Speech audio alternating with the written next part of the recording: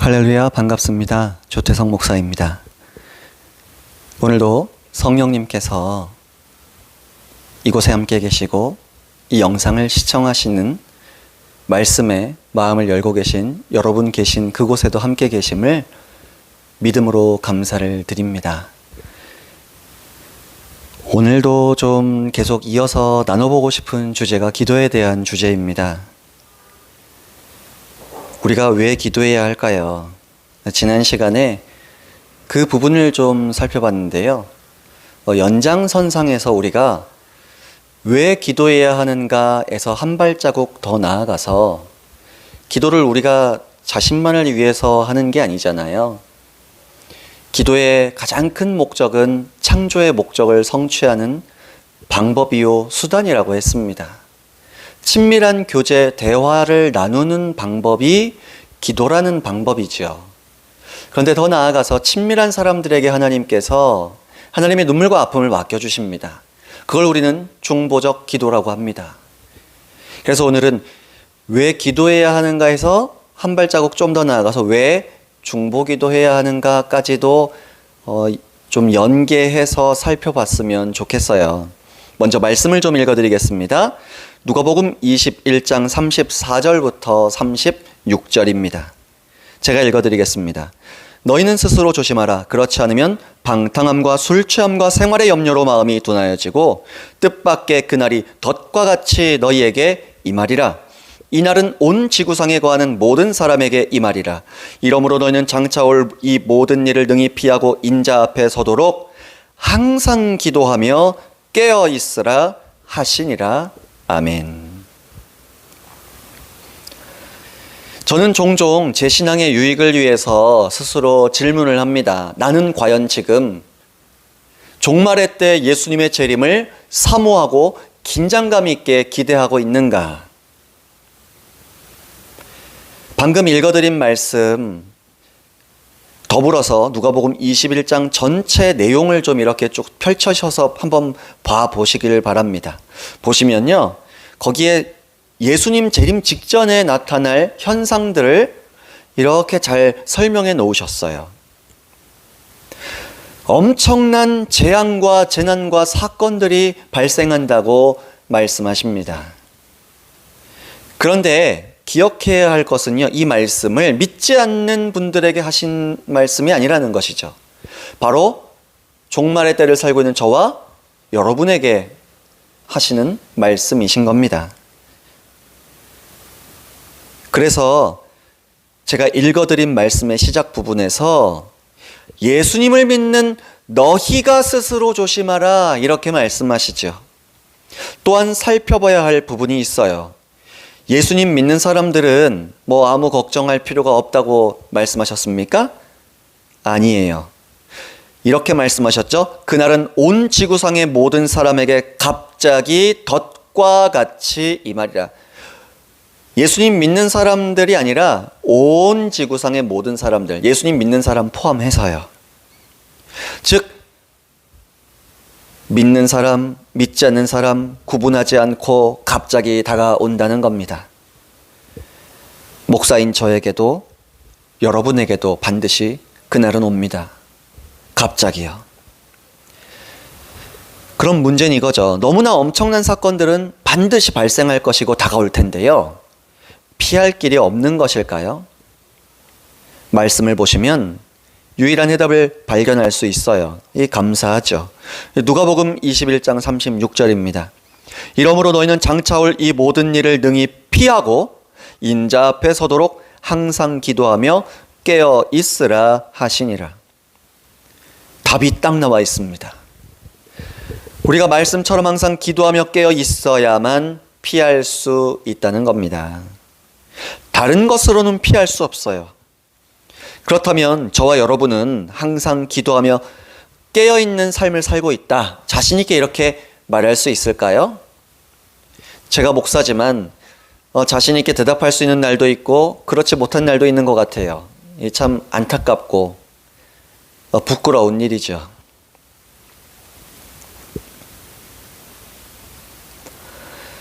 우리가 깨어있는 삶, 기도하는 삶을 살고 있는지 아닌지 알아볼 수 있는 방법이 있어요. 일단은 우리가 기도하고 깨어있는 삶을 살고 있지 않다면 당연히 예수님의 재림에 대해서 관심도 없을 거고요. 긴장감도 없을 겁니다. 당연히 기대하는 마음도 없겠죠. 반면에 제가 읽어드린 말씀에도 이렇게 등장하는데요. 술 취함, 방탕함, 염려로 이 마음이 둔하여진다는 것이죠. 생활의 염려로 가득해지죠. 그래서 그런 것도 오는데 문제는 환난까지 겹쳐온다는 거예요. 정신 못 차리는 날이 다가오리라. 그걸 우리가 두려워해야 하고 경계해야 하고 깨어 있어야 한다는 겁니다. 제가 10년 전에 이맘때쯤이었던 것 같아요. 그 뉴스를 보니까요. 새벽에 임진강의 수위가 갑자기 높아져서 큰 사고가 났던 적이 있습니다. 강물이 갑자기 불어나 버렸고요.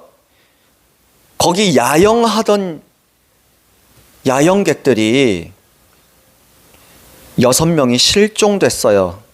돌아가신 분들과 가족들이 오열하는 모습을 볼 때 아직도 참 마음이 좀 안 좋아요. 마음이 아파요. 근데 이 사고가 왜 일어났는지 아세요? 북한에서요. 남한 측에 어떤 통보도 하지 않고 4천만 톤의 물을 갑자기 방류해 버려서 발생한 사고예요. 근데 더 안타까운 건 그렇다 할지라도 막을 수 있었던 사고라는 거예요. 그날이 9월 6일이었습니다. 새벽 3시가 넘은 시간에 군인들이요, 그 불어난 강물 때문에 상부에 보고를 했습니다. 그런데 그 군에서는요, 민간단체에 어떤 통보도 하지 않았어요. 그만큼 평소에 서로 긴밀하게 이 재난 상황이 다가와도 평소에 소통이 잘 되지 않았다. 협력이 잘 안 됐다는 의미예요. 나아가 사실 장치가 있었어요. 강물이 갑자기 불어나면요, 주민 대피 경보 시스템이 자동으로 작동하게 되어 있었다고요. 그런데 경보기가 웬일인지 울리지를 않았어요. 고장났다는 거죠. 고장난 걸 미리 알지 못했어요. 점검에 게을렀다는 거죠. 그리고 그 야영객들은요, 놀러 갔잖아요. 밤 늦게까지 신나게 놀고 이제 피곤한 상태에 자정이 넘어서 잠자리에 들었는데 급류가 막 휩쓸려 와도 그 소리에 깰 수 있을 만큼 피곤으로 몸은 이미 잠들어 버렸다는 것이죠. 그리고 가장 피곤한 상태로 깊은 잠을 자고 있었을 새벽 3시에서 5시, 6시 사이에 이 사고가 발생해 버린 겁니다. 너무 안타까운 사고지만 당시에 저는 이 사고를 보면서 여러 가지 감동도 있었고 고민도 하게 되었어요. 갑자기 발생한 이런 사고처럼 마귀와 악한 영들은 우리가 어찌하든지 깨어서 기도하는 삶을 살지 못하게 하므로 주님의 다시 오심을 준비하지 못하게 막는다는 것이죠. 관심 갖지 못하게 생활에 염려에 찌들게 만드는 것이죠.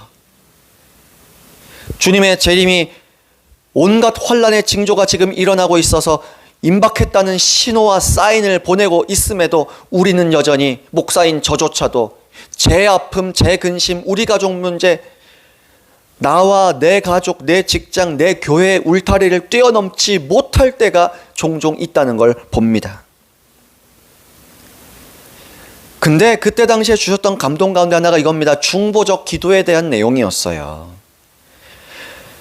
당연히 평소에도 항상 기도하고 깨어있는 영적인 민감함의 삶을 살아야 하는데, 만약 제가요, 영적으로 깨어 있어서 하나님 마음 깊이 들어가서 중보적으로 기도하고 있었다면, 그때 당시에 그래서 그 사고를 미리 하나님 알려주실 수 있을 만큼 제가 기도로 하나님의 마음과 공감하고 있었다면 어쩌면 알려주셔서 기도로 피해가 최소화되도록 하게 하지 않으셨을까? 어쩌면 기도로 아예 이런 사고가 일어나지 않게 그렇게 역사하실 수 있지 않으셨을까? 제 스스로를 주님 앞에서 안타깝게 생각하게 됩니다. 그리고 더 나아가 단순히 이런 사고를 제 기도로 뭔가 좀 이렇게 하지 못했다는 게 문제가 아니라 이런 삶을 살지 못하면 제 자신도 깨어있는 삶을 통해 주님의 재림을 대비할 수 없고 준비할 수 없다는 게 두려운 일입니다. 이렇게 깨어서 기도하는 삶을 살지 못한다면 뜻밖의 다가올 재림의 날에 어떻게 그날을 피하고 주님 앞에 떳떳하게 설 수 있겠습니까? 그래서 저는 기도를 해야 하는데 성령님 안에서 기도하라고 말씀하셨잖아요. 에베소서 6장 18절 말씀입니다. 모든 기도와 간구를 하되 항상 성령 안에서 기도하고 이를 위하여 깨어 구하기를 항상 힘쓰며 여러 성도를 위하여 구하라. 이 말씀이 저와 여러분의 앞으로의 기도 생활에, 신앙 생활에 시금석 중에 하나가 되었으면 좋겠습니다. 또 베드로전서 5장 8절에도 말씀하십니다. 근신하라, 깨어라. 너희 대적 마귀가 우는 사자같이 두루다니며 삼킬 자를 찾나니. 성경에서 근신하라, 깨어라 이런 표현은요, 그 의미가 기도하라는 의미를 거의 자주 담고 계십니다. 마귀는 어찌하든지 우리가 깨어 있어서 기도하는 삶을 살지 못하도록 공격하고 발버둥치고 미혹하려고 들 것입니다. 그러나 반대로 우리가 그걸 두려워할 필요도 없고 신경 쓸 필요도 없는 것은 성령님께서 저와 여러분 안에 계시고 지금 여기 함께 이 말씀도 듣고 계시기 때문이죠. 로마서 8장 26절에 말씀하십니다. 이와 같이 성령도 우리의 연약함을 도우시나니 우리는 마땅히 기도할 바를 알지 못하나 오직 성령이 말할 수 없는 탄식으로 우리를 위하여 친히 간구하시느니라. 저와 여러분의 연약함을 도우시고자, 우리가 깨어있는 삶을 살 수 있도록 도우시고자 성령님께서 함께 하십니다. 그리고 이렇게 깨어있을 뿐만 아니라 저와 여러분이 지금 거주하고 살고 있는 지역이나 우리가 섬기고 있는 교회, 우리 성도님들 중보적인 기도가 필요하고 도움이 필요한 분들 얼마나 많으십니까? 그분들의 삶의 문제나 사고가 지금 발생한 분들 주변에 많으실 겁니다. 저는 제 스스로의 유익을 위해 종종 이렇게 생각을 해요. 우리 지역에서 누군가 문제가 생기고 사고가 발생했으면 제가 기도로 좀 더 중보적인 기도로 깨어 있었으면 이 사고를 취소시키거나 혹은 피해를 최소화시킬 수 있지 않을까. 이 고민을 저는 이 지역에서 제가 해야 할 고민이라고 믿습니다.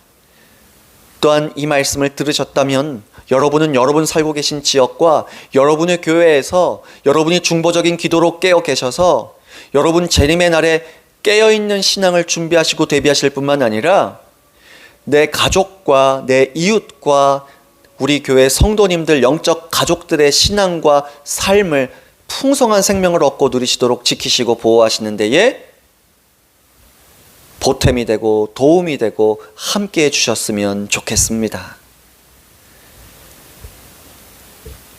성령님께서는 저와 여러분을 기도의 능력을 풍성하게 얻고 누리도록 계속 도우실 것입니다.